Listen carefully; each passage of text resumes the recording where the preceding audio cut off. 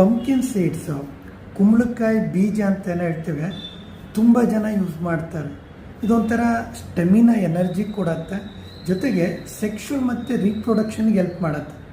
ಇದರಲ್ಲಿ ಜಿಂಕ್ ಅನ್ನೋ ಕಂಟೆಂಟು ಜಾಸ್ತಿ ಇರೋದ್ರಿಂದ ಈ ಜಿಂಕು ಟೆಸ್ಟೋಸ್ಟಿರೋನ್ ಲೆವೆಲನ್ನು ಇಂಪ್ರೂವ್ಮೆಂಟ್ ಮಾಡೋದ್ರಿಂದ ಸೆಕ್ಷುವಲ್ ಫಂಕ್ಷನ್ ಜೊತೆಗೆ ಸ್ಪರ್ಮ್ ಪ್ರೊಡಕ್ಷನ್ಗೆ ಹೆಲ್ಪ್ ಮಾಡುತ್ತೆ. ಜಿಂಕ್ ಜೊತೆಗೆ ಮೆಗ್ನೀಷಿಯಮ್ ಇರೋದ್ರಿಂದ ಸೆಕ್ಷುವಲ್ ಡಿಸೈರ್, ಸೆಕ್ಸ್ ಬೇಕು ಅನ್ನೋ ಒಂದು ಆಸೆ ಏನಿದೆ ಅದು ಇಂಪ್ರೂವ್ಮೆಂಟ್ ಆಗುತ್ತೆ. ಜಿಂಕ್ ಜೊತೆಗೆ ಆ್ಯಂಟಿ ಆಕ್ಸಿಡೆಂಟ್ ಇರೋದ್ರಿಂದ ಸ್ಪರ್ಮ್ ಪ್ರೊಡಕ್ಷನ್ನು ಮತ್ತು ಸ್ಪರ್ಮನ್ನು ಡ್ಯಾಮೇಜ್ ಆಗದೆ ಇರೋಂಗೆ ನೋಡ್ಕೊಳ್ಳುತ್ತೆ.